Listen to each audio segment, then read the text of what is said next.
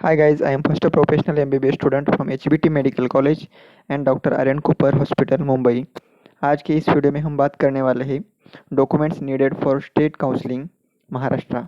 अगर आप भी महाराष्ट्र स्टेट से बिलोंग करते हो तो आपको रजिस्ट्रेशन के लिए एडमिशन के लिए ये डॉक्यूमेंट्स रखने ज़रूरी होते हैं। तो देखते हैं हम 85% स्टेट कोटा के काउंसलिंग के लिए कौन कौन से डॉक्यूमेंट्स नीडेड है। तो ये डॉक्यूमेंट्स आपको रेडी रखने हैं, कभी भी रजिस्ट्रेशन स्टार्ट हो सकता है, उस टाइम आपको ये सभी डॉक्यूमेंट्स आपके पास चाहिए। मैं फर्स्ट बात करूँगा अगर नीट 2020 के लिए एडमिशन के लिए, तो सबसे पहले आपके पास इम्पोर्टेंट होना चाहिए नीट एडमिट कार्ड 2020। 2020 का जो लेटेस्ट एडमिट कार्ड है आपके पास होना चाहिए। बहुत सारे बच्चों के कॉल और मैसेज आ रहे हैं कि हमने तो नीट का जो एडमिट कार्ड है वो सेंटर पे दे दिया गया है, तो फिर हमारे पास अभी एडमिट कार्ड नहीं है। तो आप एक काम कर सकते हैं, एनटीए की ऑफिशियल साइट पे जा सकते हैं, वहाँ से आपका एडमिट कार्ड डाउनलोड कर सकते हैं, वो यूज़ कर सकते हो। ओके, उसके बाद सेकंड में बात करूँगा तो नीट 2020 का जो रिजल्ट है, अभी अभी जो आया है रिजल्ट, उसका स्कोर कार्ड आपको लगेगा जिसके ऊपर आपका ऑल इंडिया रैंक दिया हुआ है और परसेंटाइल भी दिया हुआ है। उसके बाद मैं बात करूँगा आपको ऑनलाइन एप्लीकेशन फॉर्म लगेगा, मतलब रजिस्ट्रेशन स्टार्ट होने के बाद जो आप CET सेल पे जो ऑन एप्लीकेशन फॉर्म रजिस्ट्रेशन के टाइम भरोगे, वो एप्लीकेशन फॉर्म की आपको प्रिंट की ज़रूरत पड़ेगी। उसके बाद 10th का पासिंग सर्टिफिकेट लगेगा आपको। याद रखो, मैं यहाँ पे 10th का पासिंग सर्टिफिकेट बोल रहा हूँ, मार्कशीट नहीं बोल रहा, क्योंकि पासिंग सर्टिफिकेट के आपकी डेट ऑफ बर्थ होती है जो कि मार्क लिस्ट या फिर मार्कशीट पे नहीं होती है। तो ध्यान रखना, SSC पासिंग सर्टिफिकेट चाहिए होगा। उसके बाद आपको चाहिए HSC का, मतलब 12th का mark list, statement of marks. उसके बाद आपको लगेगा आइडेंटिटी प्रूफ, उसमें आप आधार कार्ड यूज़ कर सकते हो, अगर आपके पास पैन कार्ड है वो भी यूज़ कर सकते हो, या फिर आपके पास अगर ड्राइविंग लाइसेंस है वो भी यूज़ कर सकते हो। उसके बाद आपको चाहिए नेशनलिटी सर्टिफिकेट, क्योंकि मैं इंडियन हूँ, इस नेशन का एक नागरिक हूँ, इसलिए आपको नेशनलिटी सर्टिफिकेट चाहिए अलग से। उसके बाद आपको चाहिए होगा स्टेट डोमिसाइल इशूड बाय तहसील और सेतु। आपका जो करस्पॉन्डिंग सेतु है, करस्पॉन्डिंग तहसील है, वहाँ से आपको स्टेट डोमिसाइल की ज़रूरत पड़ेगी। कभी कभार ऐसे होता है कि स्टेट डोमिसाइल और जो नेशनलिटी है वो एक ही जो सर्टिफिकेट है उसके ऊपर आते हैं, वो भी चलेगा। उसके ऊपर लिखा होगा state domicile and nationality certificate. उसके बाद आपको चाहिए होगा कि मेडिकल फिटनेस सर्टिफिकेट। देखिए, मेडिकल फिटनेस सर्टिफिकेट आप चाहे स्टेट कोटे की बात करो, या फिर मैं 15% की बात करूँ, या फिर मैं एम्स से जिपमर APMC जहाँ भी आप एडमिशन लेना चाहते हो, तो आपको मेडिकल फिटनेस सर्टिफिकेट ज़रूरी है। आप कहाँ से ले लेंगे? फ्रॉम एनी MBBS कंसल्टेंट, जिनके पास लाइसेंस होती है MBBS की, वो किसी से भी आप ले सकते हो। उसके बाद आपको अगर मुंबई में जो 4 कॉलेजेस है BMC के, मुंबई महानगर पालिका के, उसी में अगर किसी भी एक में भी आपको अगर एडमिशन लेना है, जैसा कि GS, उसके बाद में बात करूँगा कूपर, बाद में बात करूँगा मैं सायन, या फिर आप नायर, कोई भी कॉलेज अगर चूज़ करते हो तो उसके लिए आपको CBC रिपोर्ट लगेगा। CBC रिपोर्ट मतलब कंप्लीट ब्लड काउंट रिपोर्ट। उसके बाद अगर आप ड्रॉपर हो, आपने ड्रॉप लिया था, या 1 साल का हो, 2 साल का हो, या फिर कितने भी साल का लिया हो, उतने साल का आपके पास गैप सर्टिफिकेट होना चाहिए।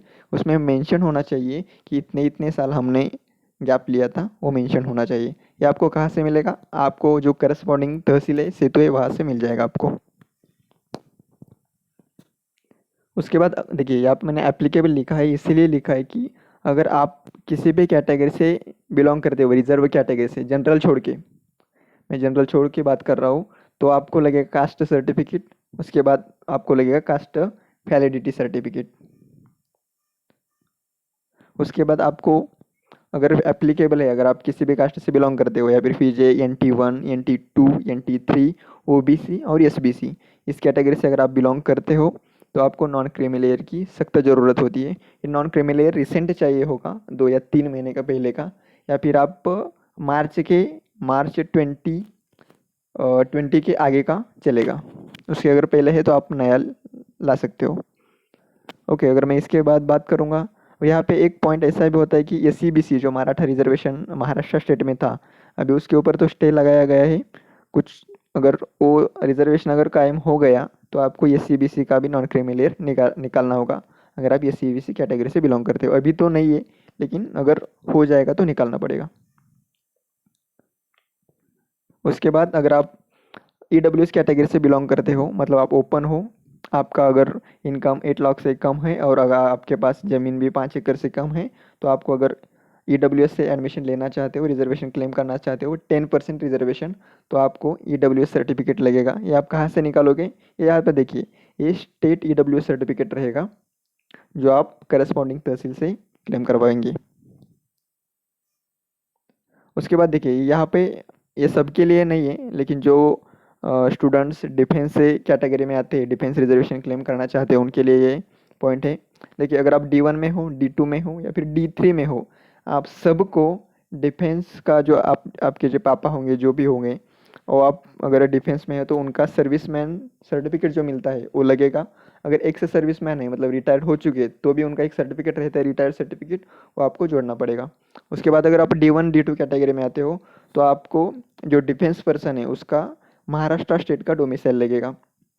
उसके बाद D3 मतलब क्या, किसी दूसरे स्टेट से महाराष्ट्र में आए हैं तो उनको ट्रांसफ़र सर्टिफिकेट लगेगा डिफेंस के लिए। जो डिफेंस पर्सन है उनका ट्रांसफ़र सर्टिफिकेट लगेगा। उसके बाद मैं बात करूँगा हिली एरिया की। तो हिली एरिया के लिए आपको क्या कंडीशन क्या है कि आपको या फिर 10th या फिर 12th, मतलब SSC या फिर HSC आपकी जो हिली एरिया है वहाँ से होनी चाहिए। ये कंडीशन है। अगर ये कंडीशन आप सेटिस्फाई करते हो तो आपके पेरेंट का जो डोमिसाइल है वो महाराष्ट्र का डोमिसाइल चाहिए। ओके। उसके बाद मैं बात करूँगा MKB। ये बहुत कम बंदे आते हैं, फिर भी मैं ये बात बता रहा हूँ, क्योंकि देखिए अगर आप महाराष्ट्र कर्नाटका की बाउंड्री पे रहते हो और आपके जो एरिया है वो डिस्प्यूटेड एरिया है, तो आप भी रिजर्वेशन क्लेम कर सकते हो। उसके लिए आपको कंडीशन क्या है, आपका HSC या फिर SSC उस जो महाराष्ट्र कर्नाटक के बॉर्डर पे जो डिस्प्यूटेड एरिया है, जो भी आपका विलेज है वो डिस्प्यूटेड होना चाहिए, वहाँ से होनी चाहिए। और आपको सर्टिफिकेट जो लगेगा वो डिस्प्यूटेड एरिया सर्टिफिकेट लगेगा। ओके। अब देखिए इसके बाद आपको और एक चीज़ लगेगी, आपको 8 या फिर 10 पासपोर्ट साइज़ फ़ोटो रेडी रखने हैं। मैं कहता हूँ बहुत ज़्यादा रखिए, आपके साथ रखने हैं, क्योंकि फ़ोटोज़ तो बहुत इंपॉर्टेंट है। पासपोर्ट साइज़ फ़ोटो आपको जैसे आपने आपके एडमिट कार्ड पे फिक्स किए थे, सेम वैसे ही फ़ोटो आपको एडमिशन के लिए चाहिए। ये सभी मैं जो बात कर रहा हूँ स्टेट कोटा के लिए, वो भी महाराष्ट्र के लिए स्पेशली बात कर रहा हूँ। ये जो सभी डॉक्यूमेंट्स थे उनकी original copies plus attested photo copies आपको रखने हैं साथ में। ओके। तो ये था आज का video. Thank you so much. अगर आपको ये वीडियो अच्छा लगे लाइक करो, शेयर करो और सब्सक्राइब करो।